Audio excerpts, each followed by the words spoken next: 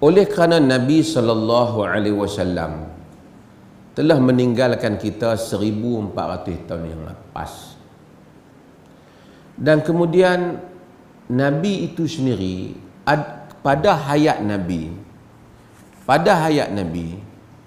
ni soalannya kelainan. Pengikut Nabi sendiri itu macam-macam. Hak ni kata yang ni sunnah, hak ni kata yang ni yang sunnah. Macam mana satu? Okey. Macam mana agama berlaku? 1400 tahun dulu masa Nabi ada, kalau ada soalan tuan-tuan keliru, orang masa tu lah, kan kita.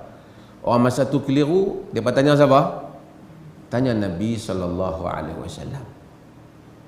Keliru, tanya Nabi. Ada perkara yang keliru je tanya Nabi, Nabi bagi jawapan. Ada perkara yang mana Nabi bagi tahu tu boleh dipaham dua benda.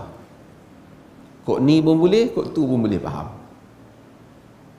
Paling masyhur ulama-ulama buat contoh hadis Nabi, la yusalliyanna ahadukumul asra illa fi Bani Quraidah. Jangan seseorang kamu semayang asar melainkan di Bani Quraidah. Waktu asar dah masuk, dah nak keluar, Nabi arahkan semua pergi Bani Quraidah nak bertempur, nak kepuh Yahudi khianat.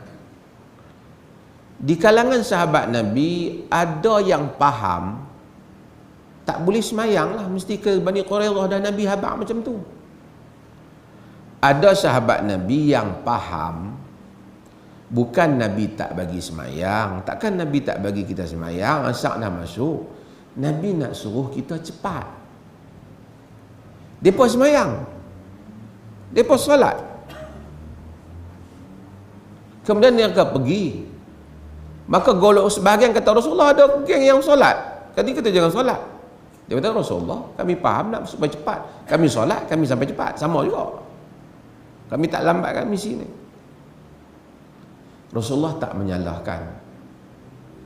Itu memberikan isyarat bahawasanya ada perkara yang Nabi cakap yang boleh untuk kita faham dua cara. Faham sebelah pih pun boleh, faham maksud sebalik pun, tujuan dia panggil maqasid, tujuan dia pun boleh. Okey. Pada zaman Nabi, tuan-tuan boleh ikuti saya ni? Boleh tak? Bila Nabi nak dakwah kepada orang Yaman, orang yang jauh, Nabi tak pergi sendiri, Nabi hantar wakil. Nabi hantar. Nabi bagi tahu mereka, sahabat-sahabat yang dekat ni, Nabi hantar Muaz, Nabi hantar macam-macam orang. Nabi kata, basyiru wala tunaffiru, yassiru wala tu'assiru. Bagi khabar gembira, jangan bagi orang lari. Mudahkan, jangan bagi payah. Dia pun mimpi, bila sampai sana, mesti orang sana nak tanya banyak tentang Islam. Kalau mereka tak tahu, mereka tak tahu. Mereka tanya hak mereka tahu, mereka jawab, Nabi kata macam ni, Nabi kata macam ni. Kalau dia orang tanya mereka benda yang mereka tak tahu, mereka nak buat macam mana? Kalau zaman lah tak apalah, tak apa, tunggu sekejap, aku nanti call Nabi ingat macam mana. Dia tak? Zaman dulu tak ada.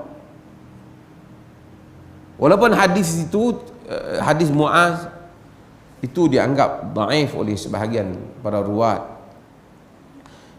Ya Muaz bima tahkum, wahai Muaz dengan apa kau berhukum? Dia kata bi kitabillah fa illam tajid bi sunnati rasulillah fa illam tajid ajtahidu bi ra'yi wala adu. Hadis ini didhaifkan oleh Al-Bukhari dan seumpamanya, tapi diterima oleh sebahagian kerana ashabul Muaz dianggap semuanya siqah. Ini panjang tentang ilmu hadis.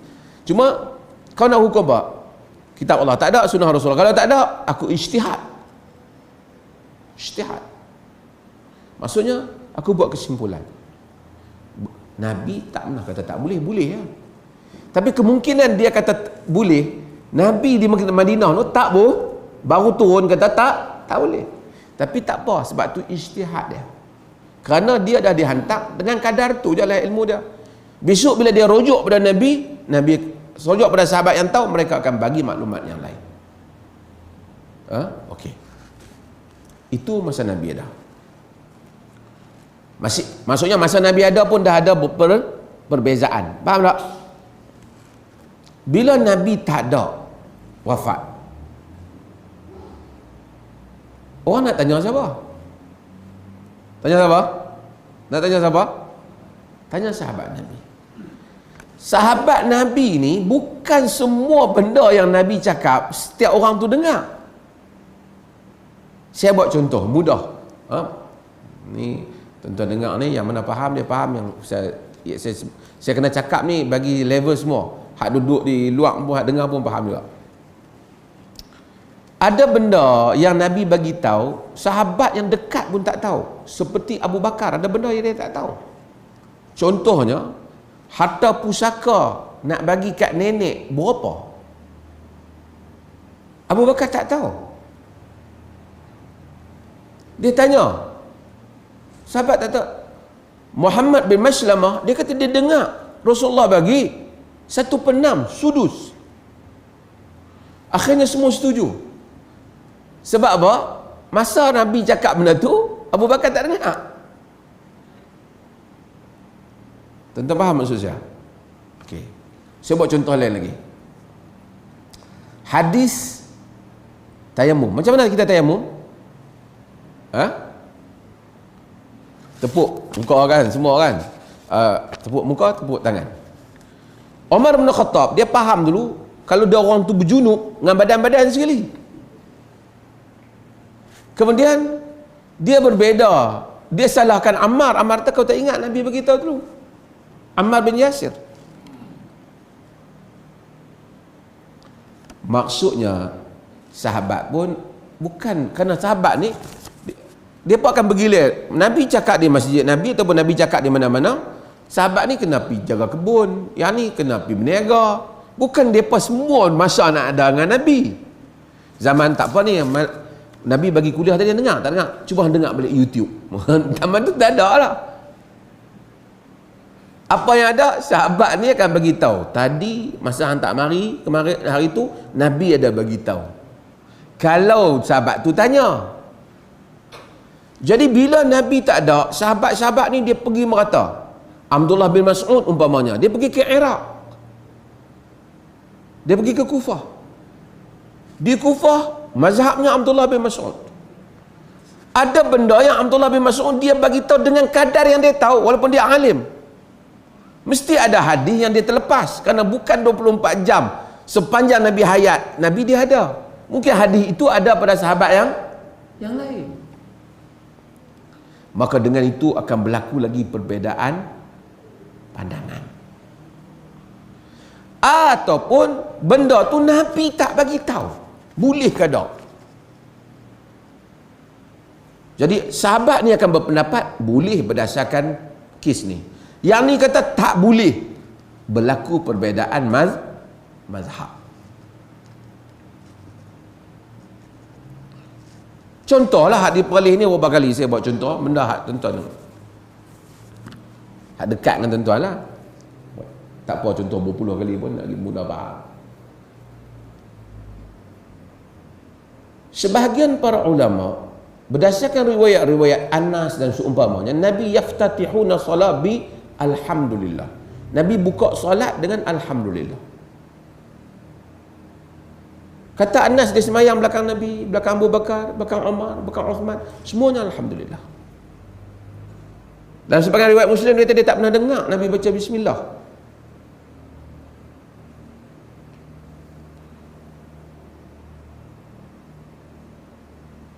Ada riwayat yang dia macam, yang riwayat yang menyebut Humaid At-Tawil, walaupun dia berbeza, dia sebut tentang, dia kata ada bismillah, tapi dia berbeza dengan rawi yang lain. Tapi diandaikan oleh kerana bismillah tu bahagian daripada Fatihah, kenalah baca kuat. Maka ada mazhab kata baca kuat. Mazhab Hanafi baca perlahan. Mazhab Malik tak baca langsung dalam sembahyang Fatihah, bismillah. Kalau baca jadi makruh. Mazhab Syafi'i wajib baca kuat. Maksudnya wajib baca. Dan dalam solat dia baca kuat lah. Di solat dia baca kuat. Mazhab Hanbali wajib baca tapi perlahan. Jangan di anas. Ada berbeza. Bukan berbeza baca kuat dengan perlahan saja. Ada mazhab tak baca langsung. Habis itu perlih pasal apa? Tak meraihkan. Kita raihkan. Pemerintah buat keputusan, kita tarjih pendapat di perlih ni sejak dululah, sebelum saya main jadi mufti lagi pun. Hak tarjih pendapatnya baca perlahan. Tapi kita tak pernah kata siapa yang baca kuat bid'ah, tak kata. Cuma kita pilih pendapat tu.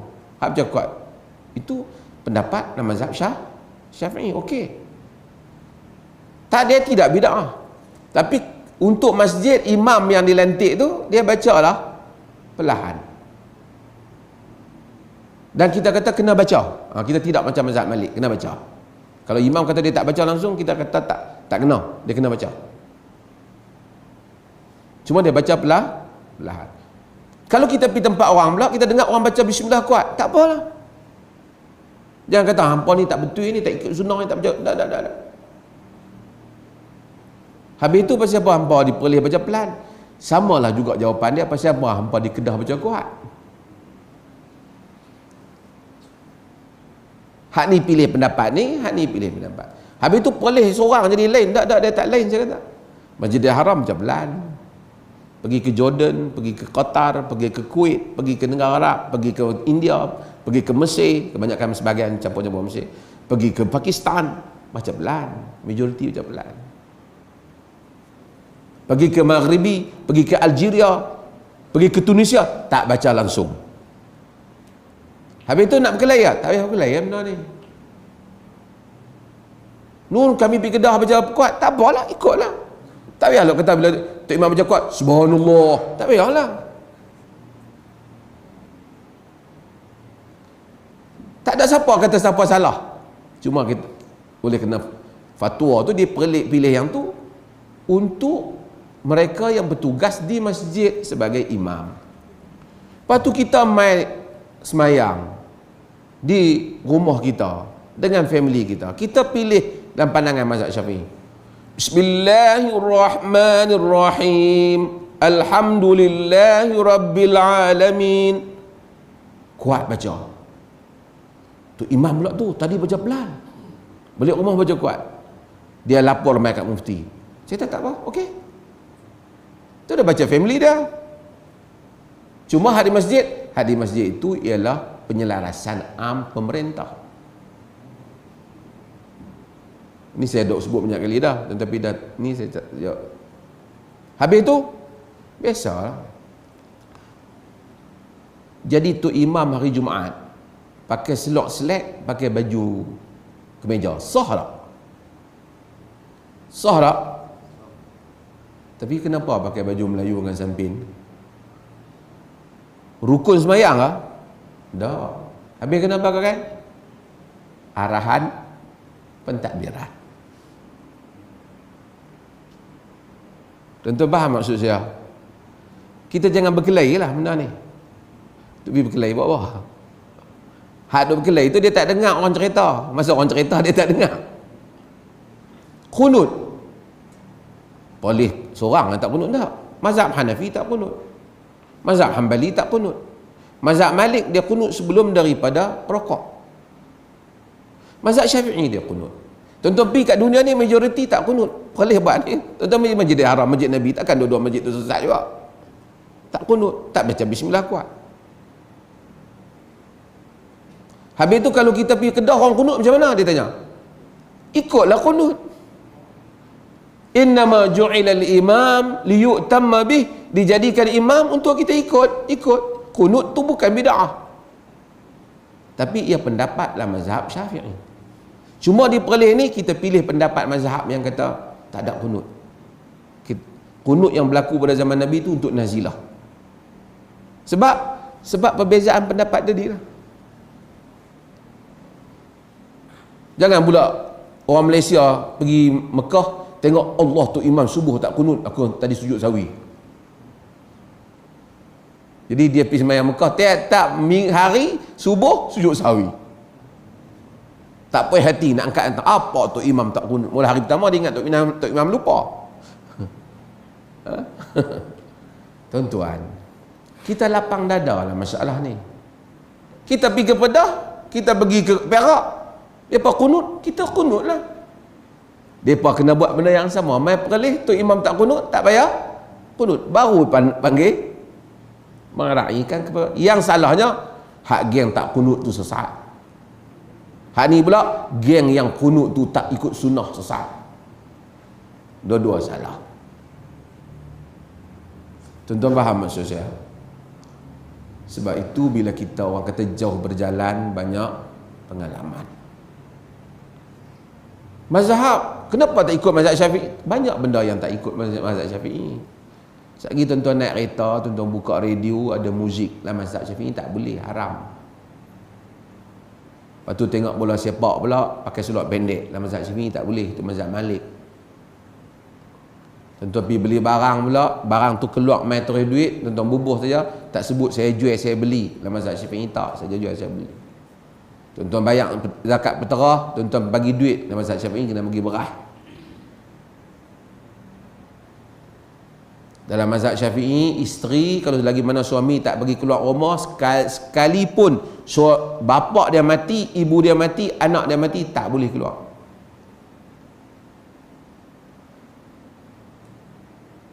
Hak mana tuan-tuan doa amal tu pun tak mazhab dah. Bukan kata mazhab Syafi'i tak bagus. Bagus mazhab Syafi'i. Imam besar, mulia. Tapi kita keluasan. Di Perlis ni, tuan-tuan semua tahu. Tuan-tuan Tokeh Warung Manis lebih kaya lagi daripada Tokeh Bendang. Bendang berapa setahun dapat berapa Bendang? Semusim berapa lah kan? Warung Manis sekali boleh 7-80 ribu. Dalam mazhab Syafi'i hanya qutul balad, hanya makanan asasi negeri, iaitu beras, gandum, wajib zakat. Dan mazhab Hanafi tak, apa saja yang terbit daripada bumi cukup, syarat haul cukup nisab dia, bayar zakat. Macam di Perlis, fatwa dia Tokeh Harum Manis wajib bawa bayar zakat. Kaya dia apa? Mazhab apa tu? Mazhab Hanafi. Kalau orang kata Perlis ni tak ada ikut mazhab, tak betul. Semua hak fatwa tu ada mazhab. Ada mazhab dia. Cuma mungkin tak sama dengan mazhab Syafi'i kadang-kadang. Yang tu je, bukan tak ada mazhab. Ada mazhab dia. Kawan nak duduk sembang kadang-kadang kemas kan, tak ikut, tak ada mazhab dia. Dia pun baru mengaji setengah mazhab baru. Sebab itu yang penting, man shalla salatana wastaqbala qiblatana wa akala dhabihatana fahuwa muslim falahu ma lana wa alaihi ma alaina. Siapa yang semayang macam kita, menghadap kiblat yang sama, makan sembelihan orang Islam, dia muslim. Macam mana kita dapat, macam mana kita kena, sama. Faham tak maksud saya? Maksud semua kita ni muslim. Beza pendapat, tak ada masalah. Tuan-tuan balik rumah, tuan-tuan nak kunut panjang subuh, tak apa. Di masjid pun, katalah satu orang tu dia mai. Dia mai daripada tempat lain, mai singgah mayang di masjid kita. Dia mai daripada, dia jadi imam kepada kawan-kawan dia hak mai lambat ni. Bukan sengaja mai lambat, sengaja mai lambat salah. Dia mai lambat. Dia pun bismillahirrahmanirrahim. Tak payahlah kita lepas mayang, kita tunggu dia lepas mayang, salam ni. Hang lain kali mai masjid kami, jadi tu imam dah mai belakang ni, jangan duduk bismillah kuat, tahu tak? Tak payah kata kat dia. Itu dia punya. Yang kita bagi panduan ni kepada imam rasmi yang kita lantik. Tuan-tuan faham maksud kita?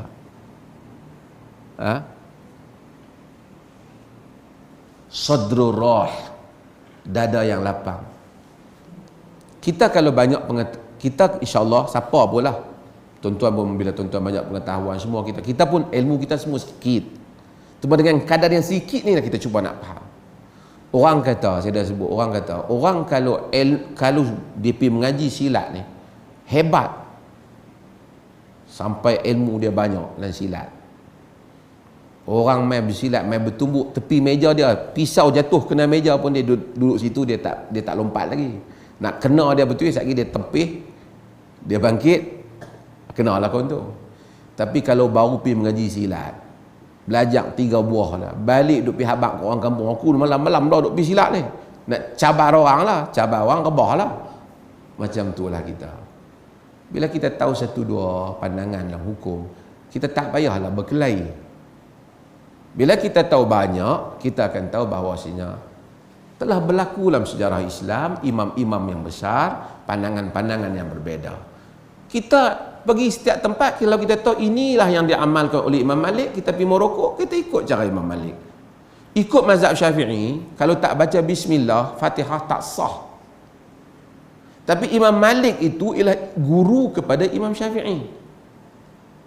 Kata Imam Syafi'i, Malik muallimi wa anhu akhaztul ilma. Malik adalah guruku, daripadanya aku mengambil ilmu. Tapi Imam Malik tu kata tak payah makruh, tak payah bismillah. Anak murid dia kata tak bismillah tak sah. Beza banyak tu. Adakah kita nak kata Imam Syafi'i kata semayang untuk guru dia tak sah? Tak. Itu pendapat dia. Yang tu pendapat Imam Malik. Di atas hujah masing-masing. Bila kita pergi ke Morocco, orang Morocco semayang memang tak baca bismillah lah, kuat. Dan tak baca langsung. Kita tak payahlah. Kita semayang ni tahu kena mufarakah. Pokok ni bukan baca bismillah. Kita jangan jadi fanatik lah. Kita tahu itu keyakinan dia. Kita baca lah. Bila kita tahu macam tu, dada kita lapang, fikiran kita luas, kita tak bertengkar benda yang buang masa kita. Mudah-mudahan Allah rahmati kita semua insya-Allah.